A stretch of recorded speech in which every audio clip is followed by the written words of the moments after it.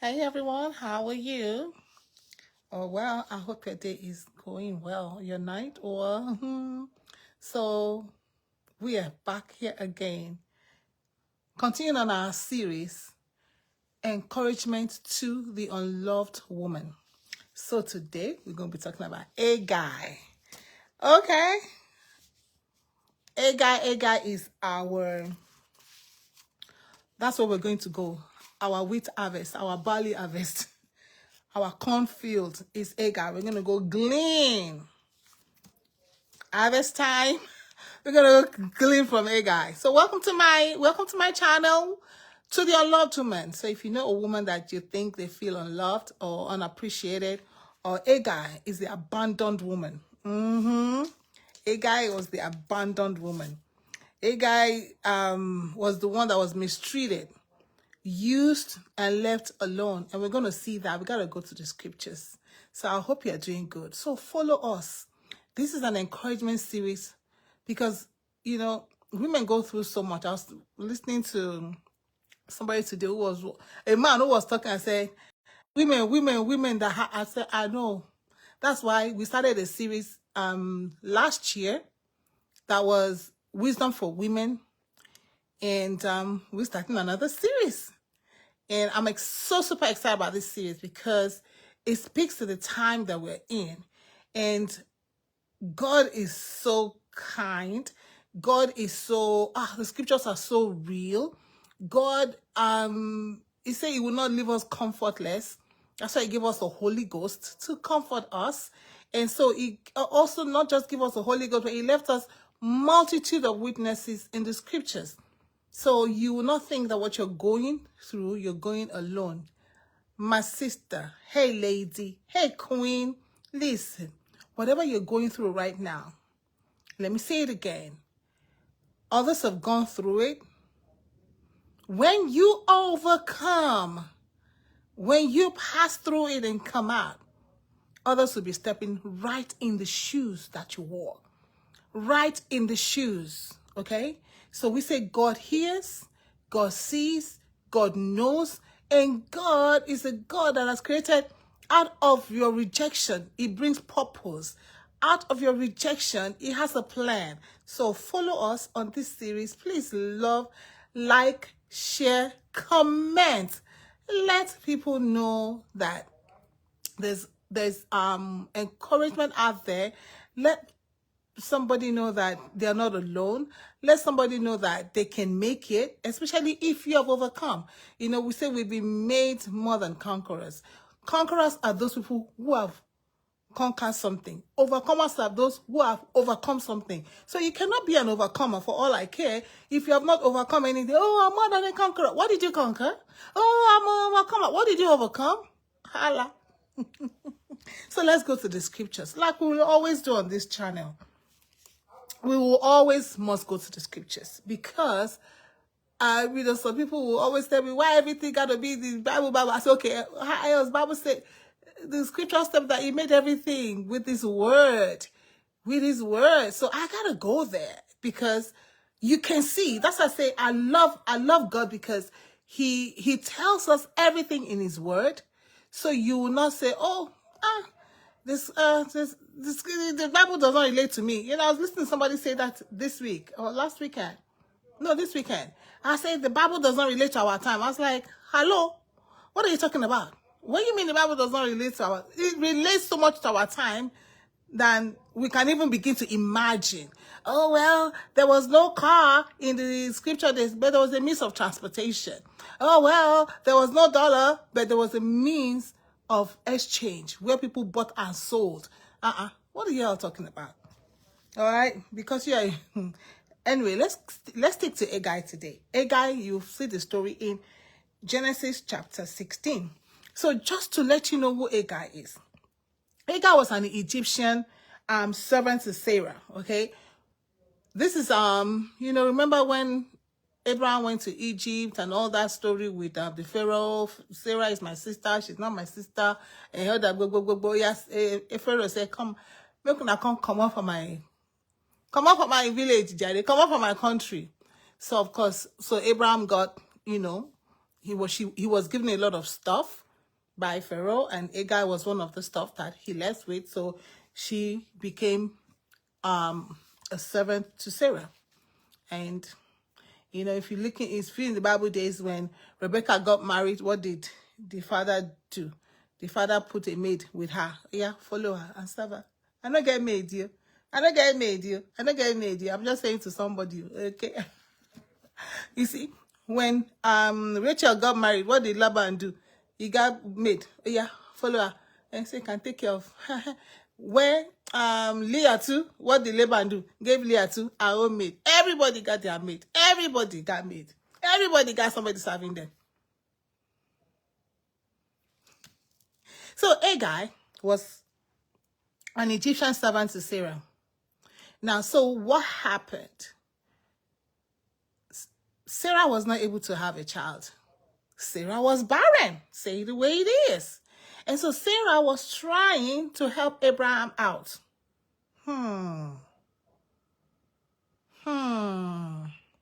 You know, I grew up when I was growing up, there's one of our neighbors. That's how I knew what they call woman-to-woman marriage. I think I also did that in school too. I did that in social studies, I think. Woman-to-woman marriage. I mean, it existed in my time. So my neighbor did it. So she didn't have a child for the husband. So she got a maid. So the maid brought a maid from the village. So that one is the one that had a child for her husband. So the maid was living with her and had the baby with her. So when I saw this in the scripture, I said, oh, this is what Mama Bomb Boy did.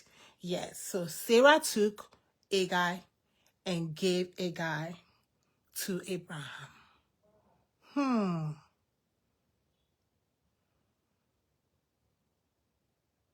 Let that ring a bell a little bit.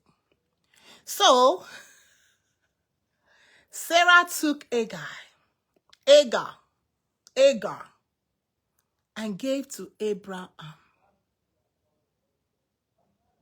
a slave, a servant girl, a maid. So when Agar became pregnant, let's continue with the story. What now happened? That is where our story began. We're gleaning from Agar.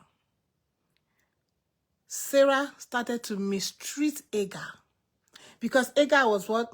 A voiceless woman, unloved by Abraham, unloved by Sarah, because they saw her as just a maid. They saw her as just a servant. So do you feel like that you're just a maid in the house? There's some wives that may feel like that. That it's just like all I'm here for is to cook, clean, and put myself on the bed to be Sambalat. Do you feel like that? Mistreated. Sarah began to mistreat Agar. Are you that woman that you feel mistreated? Mistreated by people around you. Not necessarily mistreated by your mother, mistreated by your sisters, mistreated by people who have authority, who are in authority places over you. Because Sarah was in a place of authority over Agar. So here comes mistreatment. So Agar was an unloved woman that was also mistreated. And so Sarah now told Abraham, Abraham, send Agar away. Send Agar away. So what happened? Abraham sent Agar away. Abandoned. Let's remember that Agar was brought from our country, Egypt. Where does she know? Who does she know? Where is she going to go to? Where is she going to run to? There's some women like fig like that. Where am I going to go? Who do I know? I'm in a strange land. I'm in a strange country. They brought me here for greener pastures. And then when I came here, see the amount of mistreatment that I'm getting. Then a guy probably have felt that I'll have been better off in my country with my people that speak my language. Don't forget, there's also that language barrier. There's the culture, but there's also the clash of cultures between Agag's culture, Agar, keep calling Agar for what? Agar's culture and where Abraham and Sarah are coming from. And so Agar was driven and she went into the wilderness abandoned. Do you feel abandoned? Let's learn from Agar. Let's glean from that wilderness. She was feeling alone and abandoned, away from her family in Egypt. And this one that she called her family, Madam Sarah, Oga Abraham, now drove her away. Abraham gave her water and bread. That's all she had. Do you feel like that? Abandoned and alone. But let me see what happened. Let us see what happened. Let us see what happened. Mistreated, abandoned, and alone. Let's see what happened. Genesis chapter 16.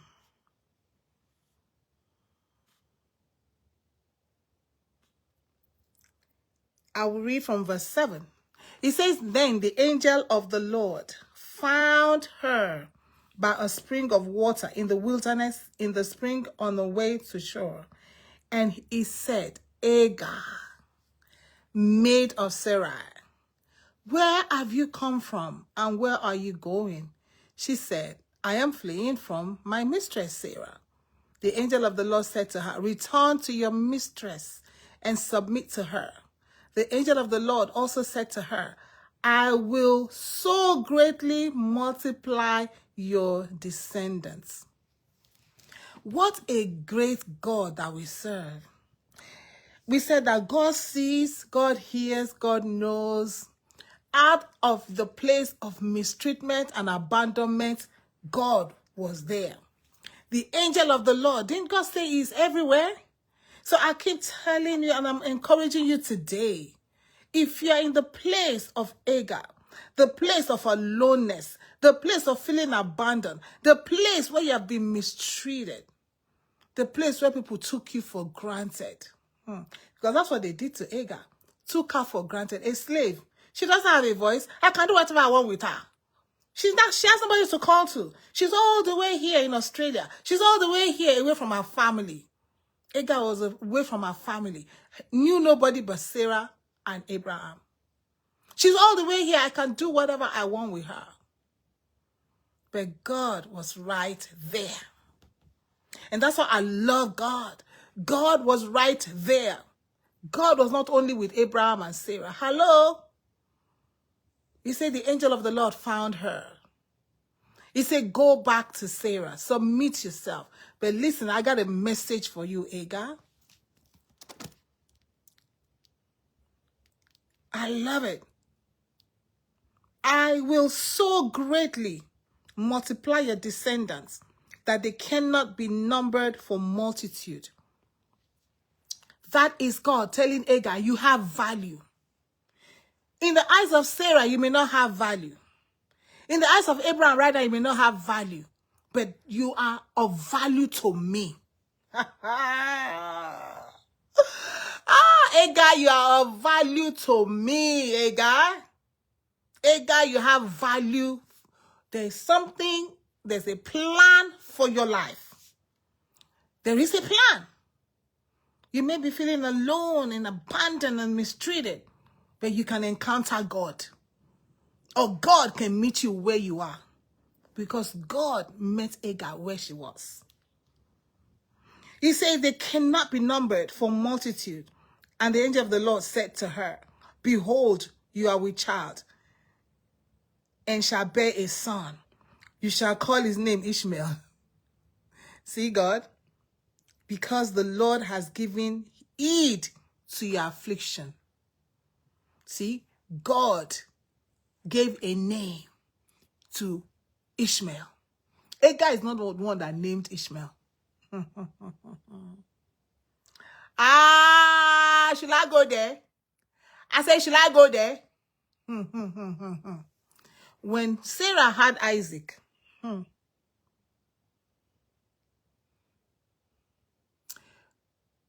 when Sarah had Isaac, who named him?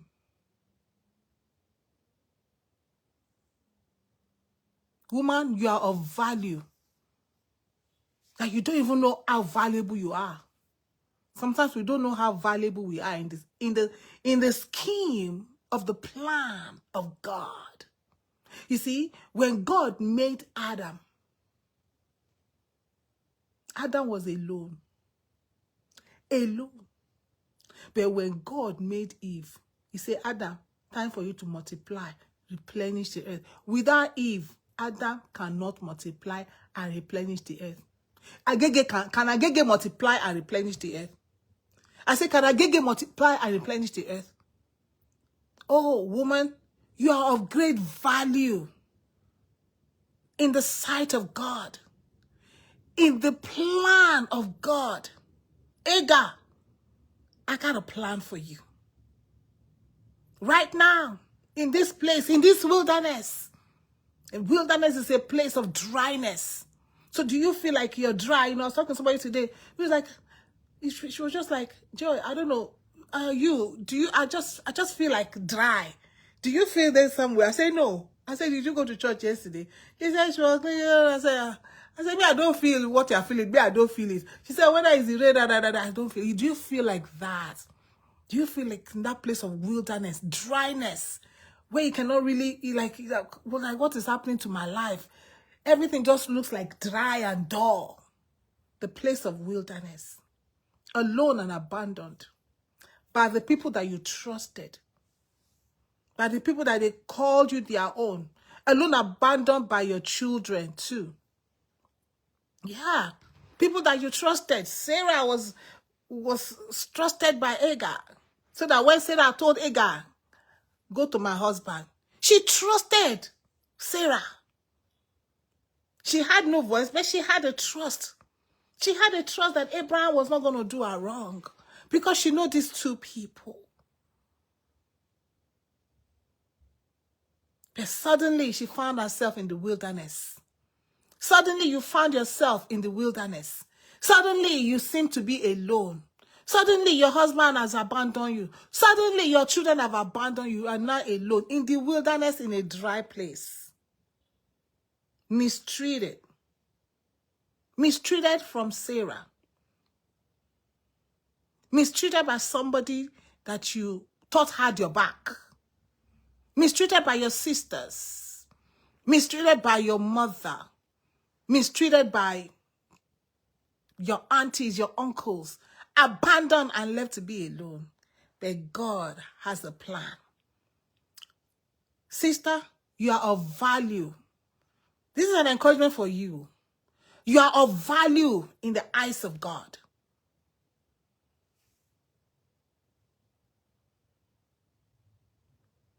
God sent his angel to give Hagar a word of assurance.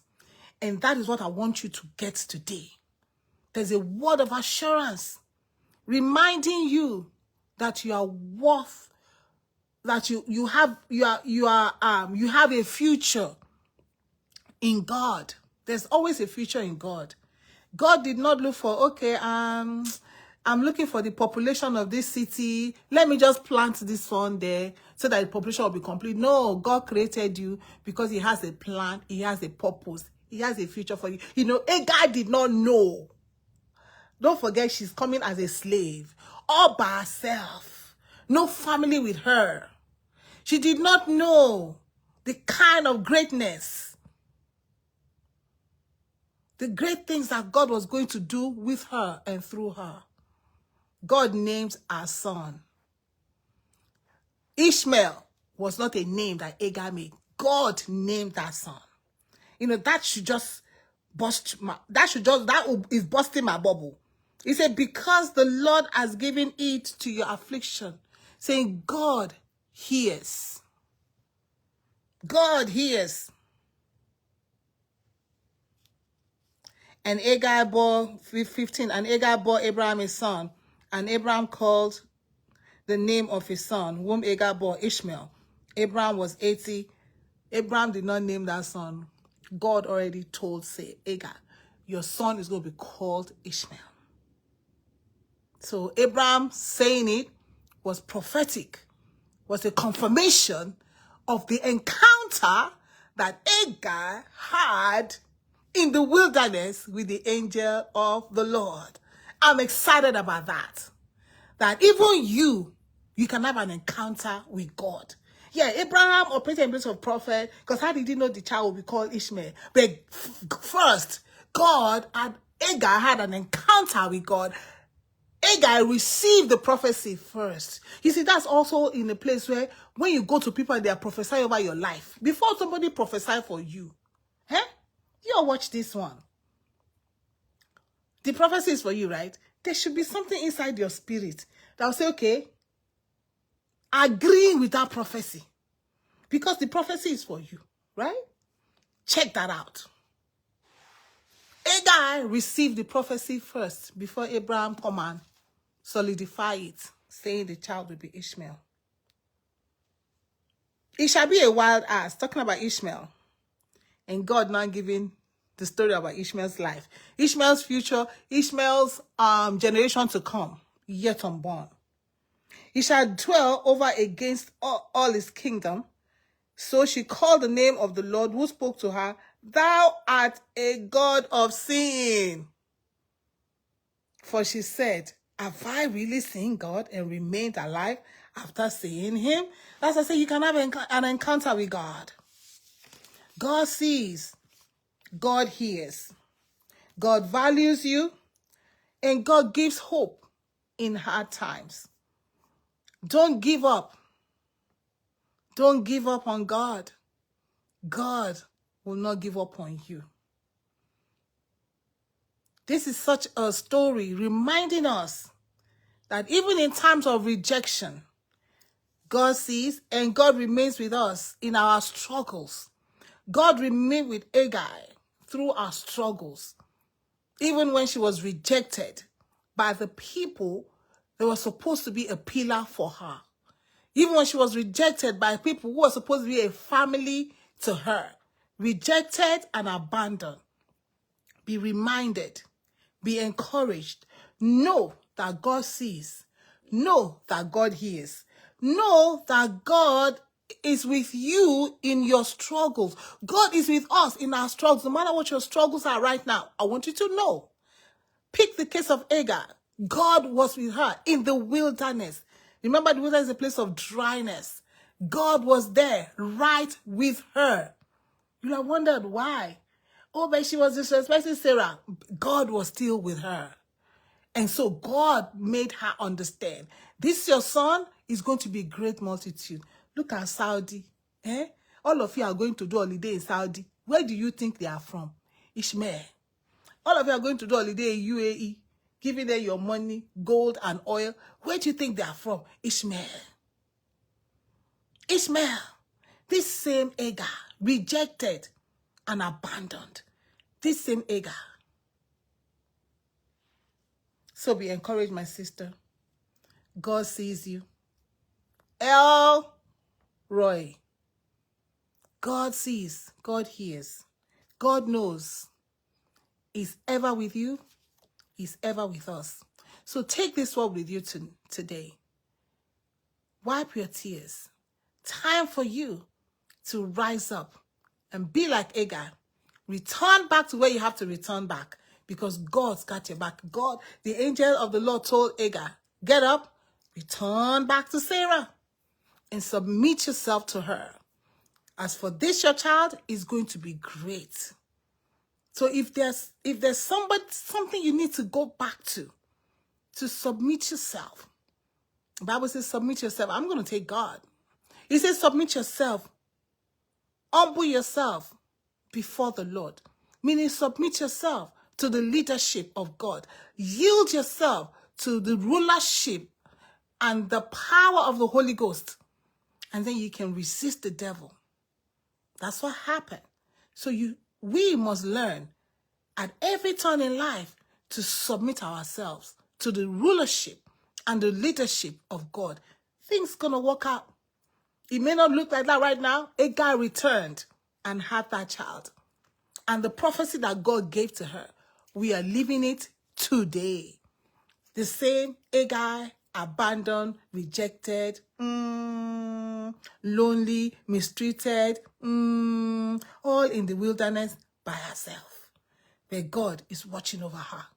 And God is watching over you even right now, in your room, right now, on your bed, right now, in that car where you're weeping and crying and don't even know how you're going to make ends meet. God is watching over you. Just yield yourself to God. Just submit yourself. Return to God. Hagar, return to Sarah. Return to your master. Return to your master. Who is our master? The Lord Jesus.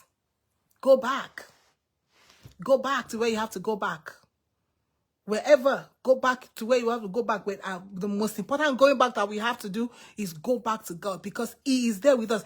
He is the one that will never leave us nor forsake us.